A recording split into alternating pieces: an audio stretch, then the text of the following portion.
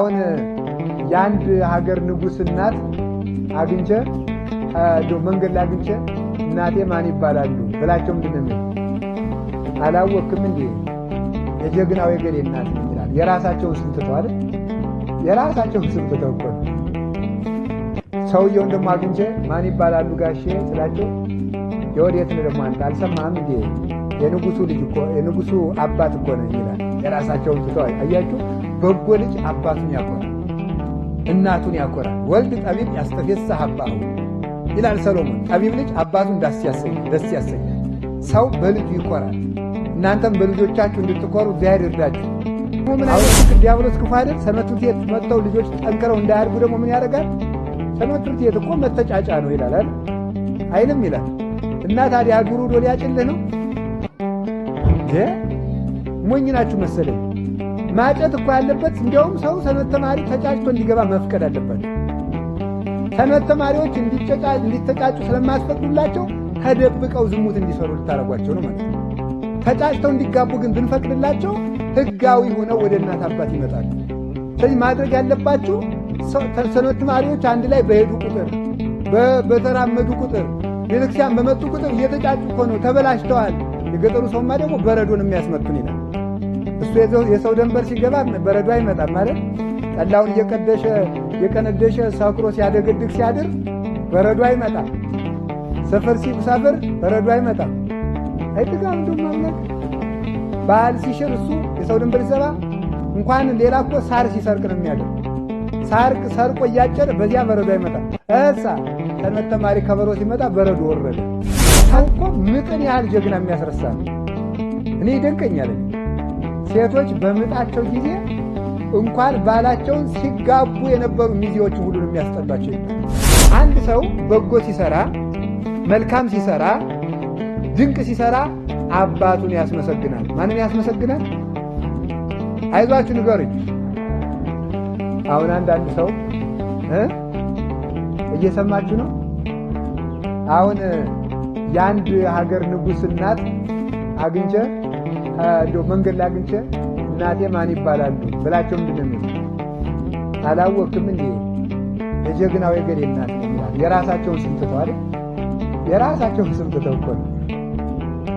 ሰውየውን ደግሞ አግኝቼ ማን ይባላሉ ጋሼ ስላቸው የወዴት ነው ደግሞ አንተ አልሰማህም እንዴ የንጉሱ ልጅ እኮ የንጉሱ አባት እኮ ነው ይላል። የራሳቸውን ትተው አያችሁ።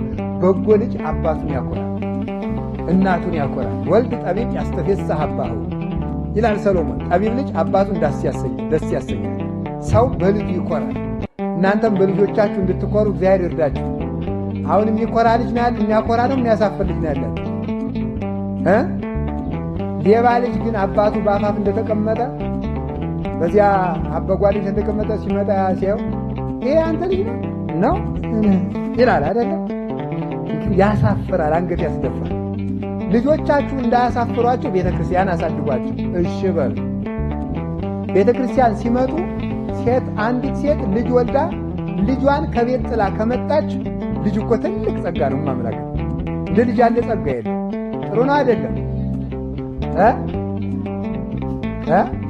አሁን ከፋስ በጀስን ያውን እዚህ ምለፈልፍላችሁ ብወለድ አይደለም? አዎ እናንተስ እግዚአብሔር የተመሰገነው እና ምሰሙ ብትወለዱ አይደለም? እና ልደት እኮ የተባረከ ሰው ክቡር እኮ ነው። ሰው ሲወለድ ሰው እኮ ምጥን ያህል ጀግና የሚያስረሳ ነው። እኔ ይደንቀኛል። ሴቶች በምጣቸው ጊዜ እንኳን ባላቸውን ሲጋቡ የነበሩ ሚዜዎችን ሁሉን የሚያስጠላቸው ይባላል። በምን ቀን አገባው ብለው ማለት ምጥ ሲይዛቸው መጽሐፍ እኮ ነው የሚለው። በእውነት ማለት አይደረስ ነው። እንደ ምጥ ያለ ስቃይ የለም። ሞክረዋል እንዳትሉኝ ነግሬያቸዋል። ምጥ በጣም ከባድ ስቃይ ነው። እንዲሁም የሕክምና ባለሙያዎች ካላችሁ አግዙኝ እንደሚባለው ይቅርታ ቁጥሩን ልሳሳት እችላለሁ። ሴቶች በምጥ ጊዜ የሚሰማቸው ስቃይ ከጎና አጥንት 9ኙ ሲሰበር የሚሰማውን ያህል ይባላል። በጣም እንዴት ያለ ከባድ እንደሆነ። ለዚህ ነው ሲራክ የእናትህን ምጧን አትርሳ ያለ። የእናት ምጥ እናት ማለት እንዲያ ነው፣ እንዲህ ቀላል አይደለችም። በእውነት ማለት እንዲህ አድርጋ የወለደች ነው። ታዲያ ያንን ምጥ ተመልከቱ።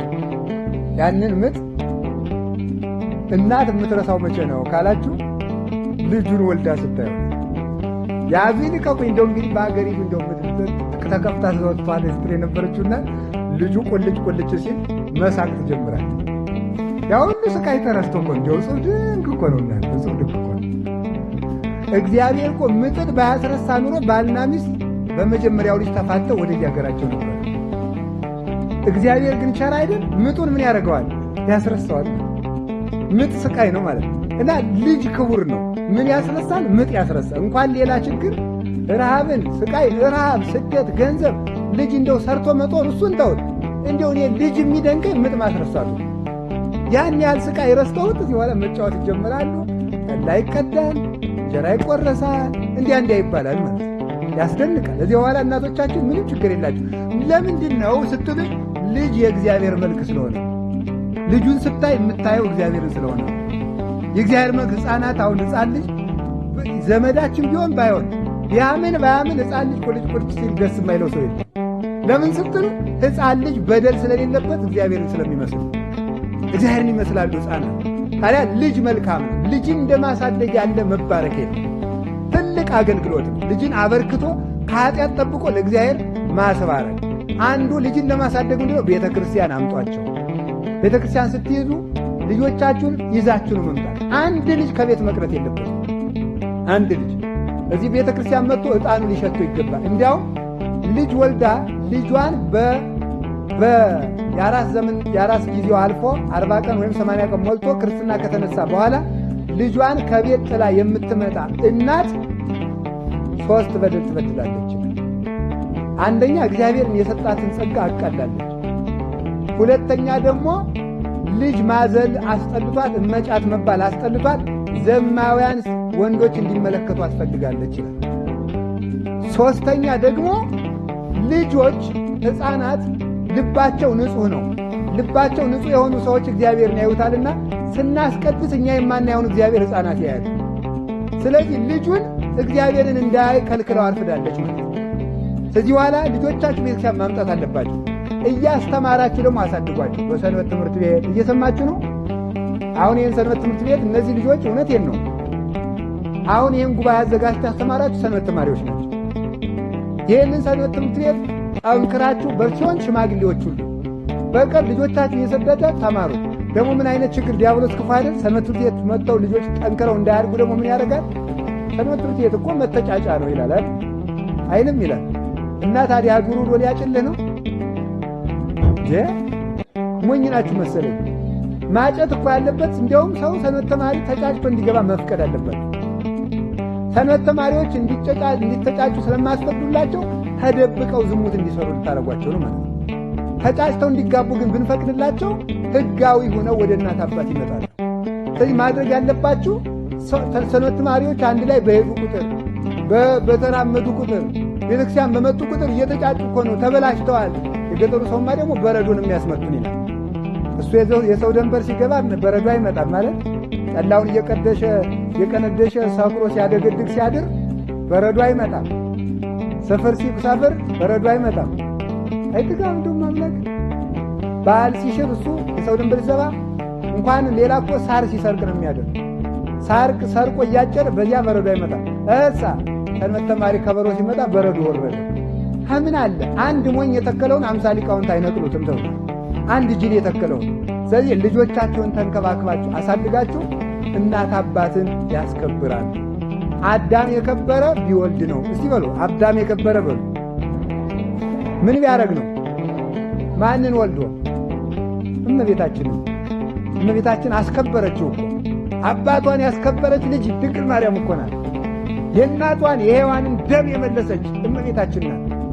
የሐናና የኢያቄም ልጅ ዲያብሎስን የተበቀለች አንድ ቀጣፊ እናቴ ሔዋንን እንዳታለልክ እኔን አታታልለኝ ብላ ዲያብሎስን ድል ነስታ ከቅዱስ ገብርኤል ብስራት ወልዳ እናቷ ሔዋን በሔዋን ጆሮ ሐዘን እንደተቆረቆረ የደስታ ፈሳሽን በጆሮዋ አውርዳ ለዓለም ፍስሐ ሁሉ ዓለም ክርስቶስን ወልዳ ሙሐዘ ፍስሐ የተባለች እመቤታችን ናት። ልጅ ማለት እንደ ድንግል ማርያም። ስለዚህ ልጆቻችሁን ቤተክርስቲያን እንድታሳድጉ እግዚአብሔር ይርዳ። ቆይ ስምህ ይቀደስ በሉ እንጂ። ስምህ ይቀደስ ማለት ስምህ በእኛ እንዲከበር አድርግ። አንተን የሚያስመሰግን ስራ እንድትሰራ አድርገን ማለት ነው ብሎ ሊቁ ቅዱስ ዮሐንስ አፈወርቅ ይተረጉመዋል። አንድ ሰው ስምህ ይቀደስ ስላለ ብቻ ይህንን ጸሎት ተገበሩ አይባልም። እግዚአብሔርን የሚያስመሰግን ስራ ሲሰራ ነው ይላል። ለምሳሌ ቅድም ባልኳቸው አንቀጽ እግዚአብሔር ሙሴን ወደ ግብፅ ሂድ ሲለው ማላከኝ ብዬ ልሂድ አለው። እኔ እግዚአብሔር ነኝ አላለም። ምንድነው ያለው? አያችሁ፣ እንደ ቅድሙ እኔ ንጉሡ አባት ነኝ እንዳለው ሰውዬ እኔ የደጋጎቹ የአብርሃም ይስሐቅ ያዕቆብ አምላክ እግዚአብሔር ነኝ አለው። እግዚአብሔር በአብርሃም በይስሐቅ በያዕቆብ ስም ተመክቶበት ማለት ነው። ስማቸው የሚያኮራ ስለሆነ በሰው ፊት የሚያፍርብኝን በአባቴ ፊት አፍርበታለሁ ያለ ይሄ ነው። ኢሳይያስም ወበእንቲአክሙ ይጸርፉ አሕዛብ ላዕለ ስመ እግዚአብሔር። አንዳንድ ሰው እንዲሁ እስላሞች እንኳን የሚሰቁባቸው ሰዎች የላችሁ? በዓርብ ረቡዕ እንዲሁ እስላም ጓደኛቸው ግጥም ስታሉ እንዴ አንተ ረቡዕ እኮ ነው ክርስቲያን አይደል የሚሏችሁ ማለት ነው። ይሄን እግዚአብሔር የሚያሰድብ ሰው የሚባል ማለት እግዚአብሔር ማስመስገን ማለት ክርስቲያኖች እኮ አምላካቸውን የሚመስሉ ተብሎ መልካም ሰርተን ያንተን ስም እንድናስመሰግን እግዚአብሔር እርዳን በሉኝ ማለት ነው አላችሁ። አንድ ሰው ጨካኝ ንጉሥ ነግሶ ያ ጨካኝ ንጉሥ ክርስቲያኖችን ሲያሰቃይ ጊዜ ሰጠኝ ብሎ ደግሞ አንድ የዚያ የተሾመው ሰው ዘመድ የሆነ አንድ ሰው አንድን ክርስቲያን ያሳድደው ነበር። ምን እያለ ይጸልይለት ነበር መሰላችሁ? ገሃነመ እሳትና መንግሥተ ሰማያትን ባያውቅ ነውና ልብ ስጠው እያለ ይጸልይለታል፣ እያሰደደው ማለት ነው። ዘመን ሲሰጣችሁ ሰው መበደል ነው። ዘመን መገላበጡ አይቀርምና ያ ጨካኝ ሃይማኖት የለሽ ንጉሥ ተሽሮ ክርስቲያን ንጉሥ ነገሰ። ሲነግስ ያኛው በባለ ጊዜ ዘመዱ ተመክቶ አንዱን ክርስቲያን ከዋለበት አላውል ካደረበት አላሳድር ይል የነበረው ያ ሰውዬ ምን ብሎ ተናገረ መሰላችሁ?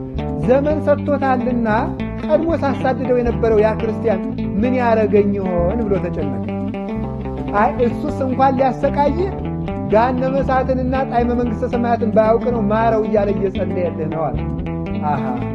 እኒህ ክርስቲያኖች እነሱ ያማሩ ፈጣሪያቸው ቢያምር ነው፣ እነሱ የራሩ ፈጣሪያቸው ቸር ቢሆን ነው ብሎ ክርስቲያን ሆነ። ለማን ሲባል በዚያ በሰውየው መልካምነት ማለት ነው። በሰውየው መልካምነት ሃይማኖት የሌላቸው ሰዎች እኛን ይታዘቡናል።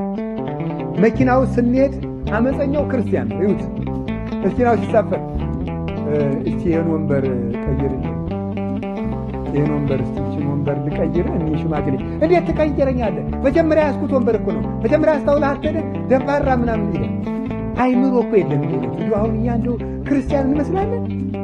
አረማውያን እኮ ስንጫጫ ወረፋ ስንጠብቅ ሃይማኖት የሌላቸው ሰዎች ክርስቲያን ሊሆን ቢፈልጓል እኛን አይቶ ወደ ክርስቲያን እንደዚህ ሆነ አልሆንም ብሎ እኮ ሊቀሩ ይችላሉ። ስንናገር አገር አይብቃይ ስንል ስንበላ ጾሙን ስንሽል አሁን መኪና ውስጥ ስብሰባው ስንቱ ሰው ትታዘቡታላችሁ። ስብሰባው ውስጥ ሚሪንዳና ቦምቦሊኖ ስላለው ብቻ ያችን እንዳታመጡ 4 ሰዓት የሚበላ ሰው ያ እንዳያመልጠው። አውሮፕላን ውስጥ ኬክ አለች ሆነች እኮ ሎሚ የምታክል ኬክ እኮ ነው። እስከ 9 ሰዓት የሚጾመው ሰውዬ 6 ሰዓት ግጥም። ሰዎች እንዴት እንደሚታዘቡን ማወቅ አለብን። እነሱ እኮ አሁን ሌሎች እኮ ጾማቸውን ምራቃቸውን እንኳን እንትፍ እያሉ ነው የሚጾሙ። እኛ እንደዚያ ምራቅ ያገድፋል የሚል የለንም። ግን ሰዎች እኛን እንዳይታዘቡን ወረፋ ስትጠብቁ፣ መብራት ኃይል ሊሆን ይችላል፣ ደሞዝ ስትቀበሉ ሊሆን ይችላል፣ ስትሳፈሩ ሊሆን ይችላል፣ ሌሎች ሰዎች ሊታዘቡ እንደሚችሉ ማወቅ አለበት። ገራገር መሆን አለበት። ብልሆች መሆን ይተገባል። እያንዳንዱ እንቅስቃሴያችን እንደ ጨው የተቀመመ መሆን አለበት። ይህንም ስምህ ይቀደስ ማለት እኒህ ክርስቲያኖች እኮ መልካም ናቸው፣ ፈጣሪያቸው መልካም ቢሆን እኮ ነው እንድንባል ስራ ሰርተን ስምህን ለማስከበር ያብቃል፣ አንተን ከማሰደብ ሰውረን ማለት ነው። እንዲሁም አባቶቻችን እንዳሉ ክፋት የሚሰራ ሰው እግዚአብሔርን ያሰድበዋል። ምን ብሎ ያሰድበዋል? እኒህ ክርስቲያኖች ኃጢአተኛ የሆኑ ምን ሆነው ነው? ፈጣሪያቸው ኃጢአት ስለሚወድ ይሆናል ተብሎ ይሰደባል። ፈጣሪያቸው ኃጢአት ስለሚወድ ይሆናል። እግዚአብሔር እንዲያፍርብን፣ እግዚአብሔር እንዲከብር በእኛ ላይ በሚሞት ስጋችን ሕያው እግዚአብሔር ከብሮ ዋጋ እንድንቀበል አምላከ ቅዱሳን ይርዳን። መንግሥት ትምጣ የሚለው ሰንበት ነው። በሰንበቱ መጾምም እንዳይሆን ከሰዓት በሰዓት ኑ 8 ሰዓት እንድትመጡ ከሰዓት እንጨርሰዋለን። እናንተ እንደታገሳችሁ ፀሐይን ታግሳችሁ እንደሰማችሁ እኛም ለእናንተ ማሰብ ስላለብን ይቆየን። እዚህ ላይ ይበቃናል። ፀሐዩን ታግሳችሁ እንደሰማችሁ እግዚአብሔር ከገሃነመ እሳት ያድናችሁ። እግዚአብሔር ያክብርልኝ። ወስብሐት ለእግዚአብሔር።